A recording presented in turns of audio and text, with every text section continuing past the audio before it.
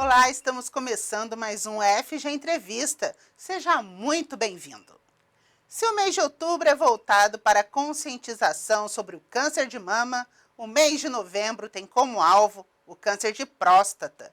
De acordo com o Instituto Nacional do Câncer, o INCA, o câncer de próstata é o segundo mais comum entre os homens no Brasil, atrás apenas do câncer de pele do tipo não melanoma.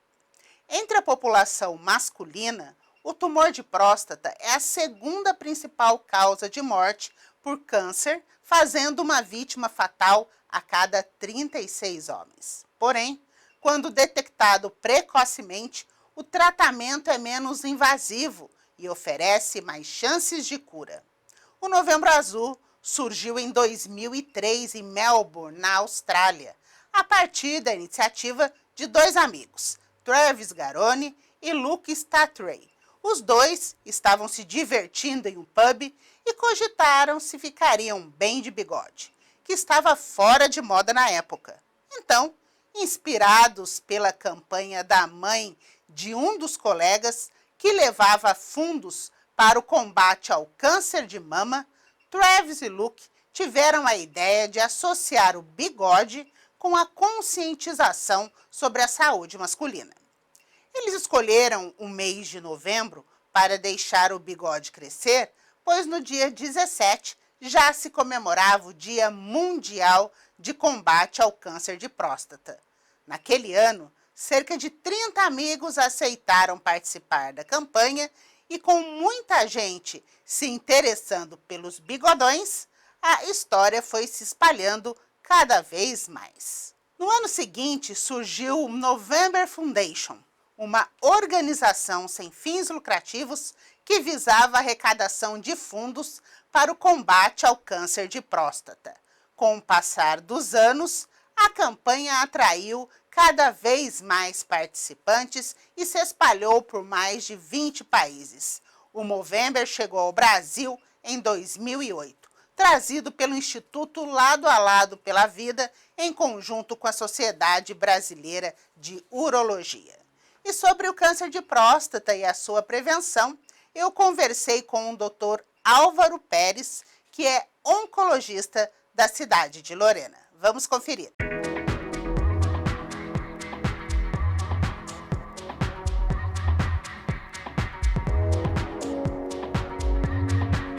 A próstata, ela é um órgão, na verdade é uma glândula, né, que só os homens têm, e ela fica localizada atrás da bexiga, tá? E entre o reto e a bexiga, na verdade. Então, ela está na pelve masculina. Tá? A função dela é produzir o líquido prostático, que serve para nutrir os espermatozoides e também para protegê-los. Bom, Andréia, o câncer de próstata ele é o câncer mais comum dos homens, tá? Ele acomete no Brasil cerca de 65 a 70 mil pacientes por ano, e a gente também tem mais ou menos 15 mil homens que perdem a vida no Brasil anualmente por essa doença. Então, ele é o câncer mais comum, como eu falei, dos homens, e é aí o segundo mais comum no geral para a população total. Sim, o câncer de próstata a gente costuma dizer que é o câncer da terceira idade, ou seja, ele começa a aumentar a sua incidência a partir dos 60 anos, 65 anos.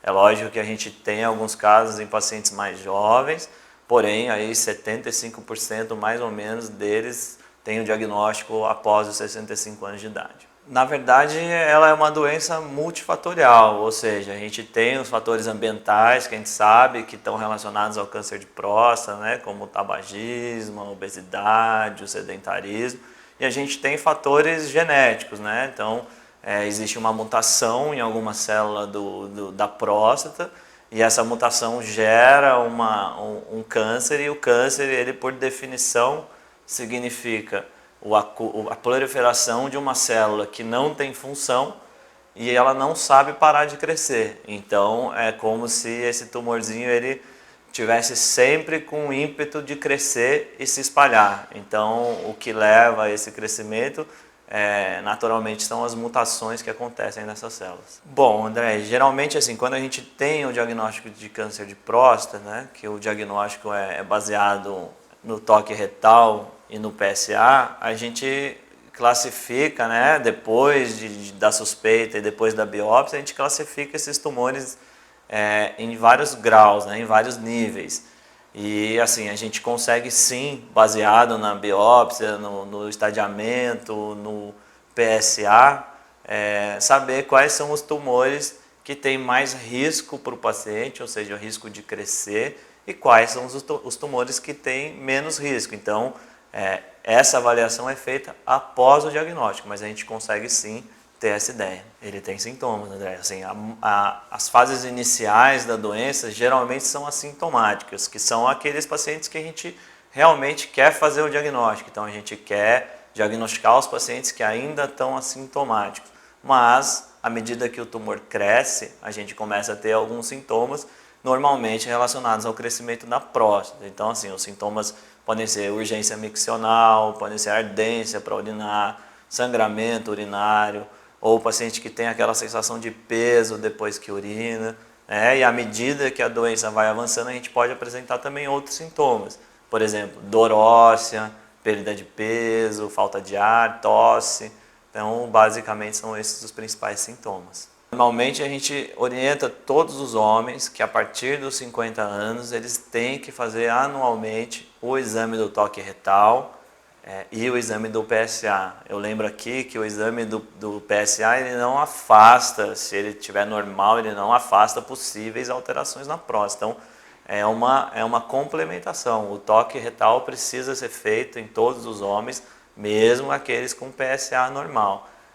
Nos pacientes que têm grandes fatores de risco, principalmente fatores familiares, ou seja, o homem que tem o pai com câncer de próstata, o avô, ou irmãos com câncer de próstata, esses a gente deve individualizar e às vezes começar o rastreamento antes, tá? Então a ideia geral é que a partir dos 50 anos todos os homens precisam fazer o toque e o PSA, mas aqueles que têm alto risco a gente começa antes. Eu acho que é uma questão muito mais cultural, né, André? Eu acho que a sociedade em geral, principalmente a sociedade brasileira, ela ainda tem um machismo muito enraizado, né? Então, os homens acham que a questão do toque retal vai deixá-los menos macho, podemos assim dizer, né? Ou que o toque retal vai gerar algum tipo de constrangimento que tiraria a masculinidade desse paciente. Então, acho que é uma questão cultural.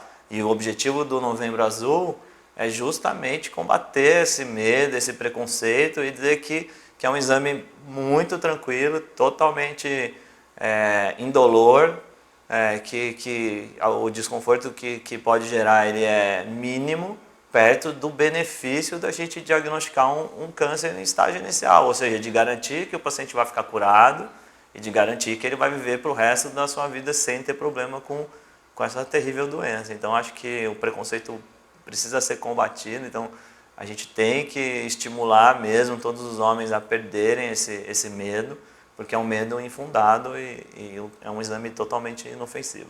Bom, André, quando a gente tem o diagnóstico do câncer de próstata, a gente vai, como eu te falei, avaliar várias questões relacionadas àquele paciente, como né, o subtipo do tumor, a agressividade, o PSA, se é um tumor que está localizado ou que está espalhado, e a gente tem 3 grandes modalidades do tratamento do câncer de próstata. A primeira delas é a cirurgia, né? Hoje em dia com recursos cada vez mais modernos, hoje em dia a gente já vê muita gente operando por robô, por exemplo, no Brasil. Tá? O outro pilar do tratamento a gente chama de radioterapia, tá? que aí é um pouco diferente, não corta, não tira a próstata, mas consegue igualmente dar a cura para o paciente. E a gente tem a hormonioterapia, que é uma terapia dirigida para controlar a doença, para diminuir o crescimento da doença e o ritmo de crescimento dessa doença, muitas das vezes para fazer as outras terapias agirem melhor também. Em doenças mais avançadas, a gente ainda tem outras terapias, como quimioterapia, terapias-alvo. Então, a cada dia que passa, a oncologia e a medicina evoluem e a gente vai tendo cada vez mais tratamentos para essa doença, mas lembrando que o tratamento sempre é individualizado, então nem sempre o paciente que opera faz a rádio, ou aquele que faz a rádio opera, então a gente tem que também orientar os homens que cada um tem um tratamento diferente baseado na sua doença. Sim, com certeza, a gente sabe que os estágios iniciais eles são praticamente todos curáveis, então essa taxa de cura pode chegar a 90%, 95%, 100%, dependendo do estágio que a gente pegar a doença. Então a ideia novamente do Novembro Azul é justamente diagnosticar cada vez mais cedo essa doença para aumentar a taxa de cura. Então a ideia é ter hábitos de vida saudáveis, evitar o tabagismo, evitar o consumo de álcool em excesso, ter uma dieta rica, né, em vegetais, em legumes, e se prevenir, fazer os seus exames de rotina, ir anualmente ao urologista para poder fazer o toque retal e o PSA, e dessa forma, com certeza, a gente vai conseguir chegar, né, os homens vão conseguir chegar na velhice, na terceira idade, né, cada vez mais saudáveis. Muito obrigada pela sua participação. Imagina. Eu que agradeço. Obrigado. Portanto, prevenção é a palavra da vez e o preconceito só faz atrasar o diagnóstico da doença. E o FG Entrevista termina aqui. Obrigada pela companhia. Até mais.